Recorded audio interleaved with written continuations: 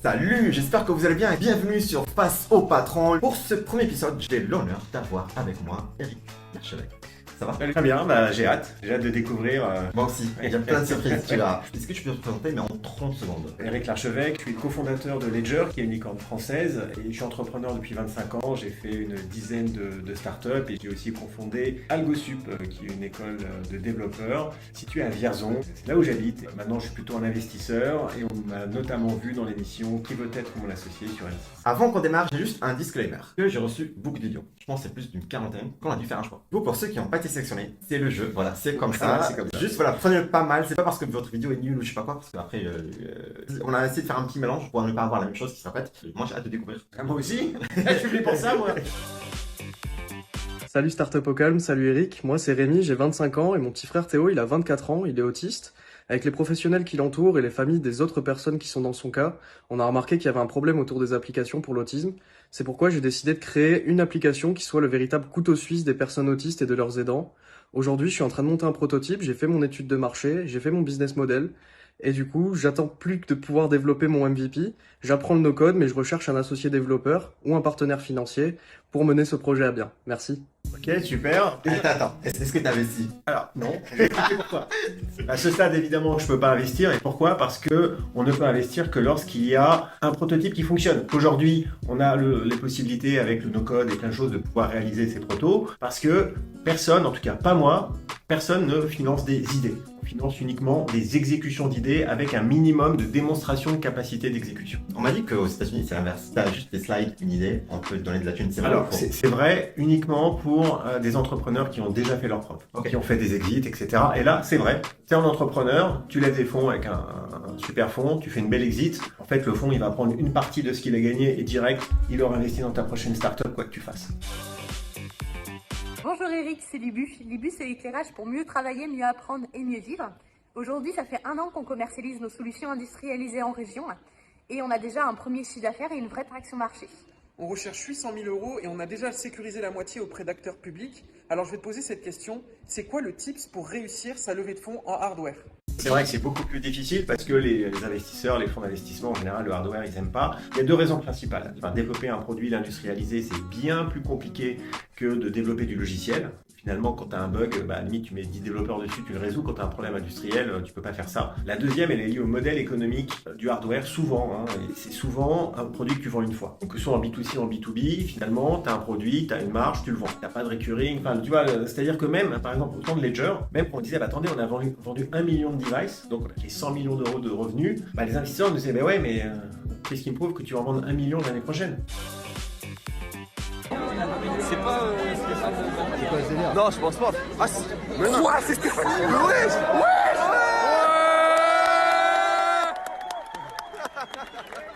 Oh, mais ils sont malades. Le frère, il est pas censé être grand chance. Tu connais ou pas? Non, c'est pas AlgoSup, hein. Je rassure tout le monde. C'est Yassine qui m'a envoyé ça. Il m'a dit c'est une vidéo d'un exercice incendie réalisé avec fumée plus papier dans son ancienne école. L'aissier, oui. Exactement. Oui, non, mais c'est l'aissier, c'est pas parce que voilà, à l'école de l'archevêque. Non, c'est pas la même. C'est pas c'est ça. Hein.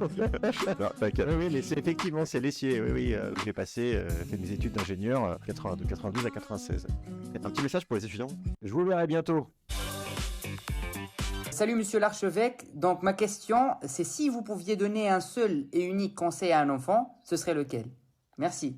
Oui, j'ai un très bon conseil. Mon conseil pour les enfants, c'est... J'attends. C'est ennuie-toi. Pourquoi? Parce que l'ennui, c'est la source de la créativité. Parce qu'aujourd'hui, les enfants, ils s'ennuient plus. Ils s'ennuient. C'est ça. Et hop, une vidéo TikTok. Voilà. Non mais c'est vrai. Et utiliser ça comme un palliatif à l'ennui, c'est hyper destructeur et c'est très triste. Parce que l'enfant ne s'ennuie pas. L'enfant n'a plus de projection de créativité. Hello la team, j'espère que vous allez bien. J'ai une super idée en fait à vous pitcher. C'est une sorte de clé USB où tu pourrais stocker tes cryptos et tout ça super sécurisé. J'ai jamais vu ça encore sur le marché. Il y a 1 ou 2 petits trucs qui ont essayé de le faire, mais bon, c'est pas ouf. Donc je peux faire une valo qui est assez cool, 50 millions pré-monnaie. J'ai pas encore de chiffres, mais par contre j'ai fait un deck qui est super. Et puis j'ai un très très gros why. Donc dites-moi si ça vous intéresse. Non, non, bah déjà, le porteur de projet, il a l'air trop chelou. On dirait qu'il a mangé du feed.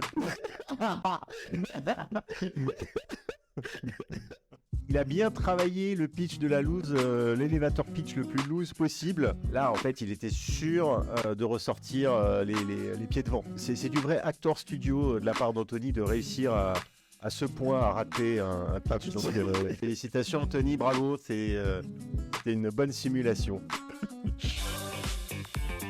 Bonjour Adil, bonjour Eric. Bonjour. Saviez-vous que les entreprises du secteur financier dépensent plus de 200 milliards de dollars chaque année pour lutter contre le blanchiment de capitaux? Pourtant, 2000 milliards de dollars sont toujours blanchis chaque année. C'est pourquoi je souhaite lancer une start-up qui utilise l'intelligence artificielle pour aider ces entreprises à lutter plus efficacement contre le blanchiment de capitaux. Le secteur des cryptoactifs est aussi soumis à ces obligations.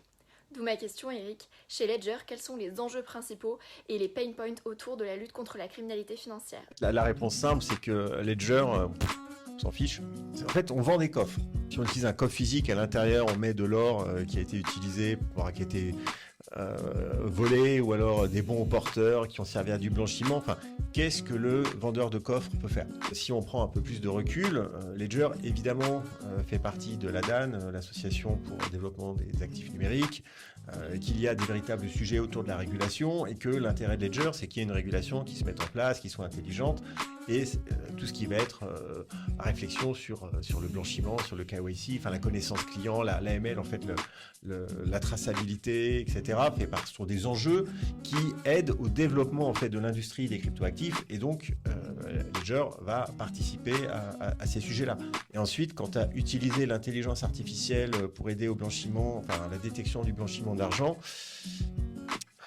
bonne chance.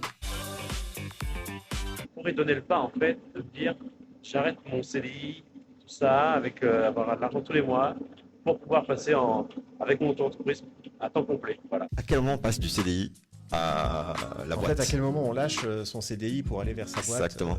Ouais, bah là déjà, visiblement, ça fait un certain temps qu'il fait les deux. Déjà, ça dépend beaucoup de ta situation personnelle. Est-ce que tu es capable de pouvoir prendre des risques? Te mettre dans une position où peut-être que tu vas pas pouvoir mettre suffisamment de nourriture sur la table. Donc tu vois, si tu es jeune, célibataire, chez tes parents, ou alors tu es marié, 3 enfants à charge, des études à payer, enfin tu vois, c'est pas la même histoire. Idéalement, il faut réussir à utiliser une des armes françaises. Chômage. Qui est Pôle emploi. Ouais. Bah ouais, les Américains. Ils ont pas ça. Les Américains, ils ont Steve Jobs. Ah oui. Nous, on a Pôle emploi. Ouais. Voilà. Ça dépend aussi des revenus que tu vas avoir et de la capacité que tu vas avoir à pouvoir générer. Admettons qu'ils gagnent 3 000 par mois, au hasard, 2 000 net. Avant de toucher ça avec sa micro-entreprise, quasiment, il doit faire 5 000 à 6 000 euros. Il y a 280 millions de fans d'espace à travers le monde qui rêvent d'aller dans les étoiles. Et pourtant, il n'existe aucune expérience d'astronaute pour satisfaire cette frustration. C'est pourquoi il y a 2 ans, on a décidé de créer Cosmos, un jeu vidéo de simulation de vols spatiaux immersifs à la première personne. L'objectif est simple, vous incarnez un personnage emblématique de la conquête spatiale. Et vous revivez les missions historiques de l'homme dans l'espace de façon cinématographique. On a commencé à communiquer en octobre dernier, et on a direct capté l'attention des plus gros acteurs, comme la NASA, Ariane Group ou même l'Agence spatiale européenne. Et si je suis devant toi Eric, c'est parce qu'on a besoin de carburant pour décoller. Alors si t'es partant, enfile ton scaphandre et monte dans la fusée avec nous. Un super pitch, franchement, bravo. La promesse est belle. Maintenant, il faut voir l'expérience. Donc j'imagine que c'est de la réalité virtuelle. Là, c'est vraiment, faut voir l'exécution. Je te passe contact. Bah écoute, peut passer contact, tout à fait. Moi, je suis équipé en réalité virtuelle, donc j'ai tout ce qu'il faut. Tu peux tester. Ok. Donc je peux tester. Moi, j'ai un cofondateur qui s'appelle David Ballan, hyper intéressé par l'espace, par la réalité virtuelle. Donc s'il a développé un truc, bah, si c'est pas moi, en tout cas, David. Okay. C'est David et le pitch est bien. On se dit ok, ça crée une envie et maintenant, voilà, je veux voir l'expérience. Ouais. Ok. On va voir. Je te passe contact. Léo, 22 ans, n'ayant pas un profil tech, je prends tous vos conseils pour pouvoir m'entourer d'un dev talentueux, passionné par les logiciels. Voilà, je vous remercie beaucoup. Comment on trouve un bon dev? Alors, c'est comme s'il me disait comment je peux trouver ma meuf, quoi. Tu vois, enfin, je veux dire, ouais, faut sortir. C'est très difficile. Il faut absolument qu'il mette à profit sa qualité d'étudiant pour aller dans un maximum d'événements, entrepreneurs ou autres, pour aller rencontrer des devs, aller dans des écoles de développeurs. Il y a des startup week-ends, enfin, il se passe plein de choses. AlgoSup. AlgoSup, ouais, tout à fait. Il faut même qu'il aille jusqu'à Vierzon, tu vois. Il faut créer son réseau Et c'est comme ça qu'il arrivera à capter l'attention, en plus, même pas de dev, de cofondateur. C'est ça qui est plus important.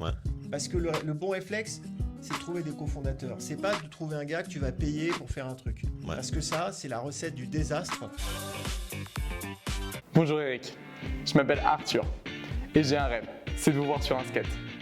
Plutôt un clearboard. Alors, on fait ça quand ?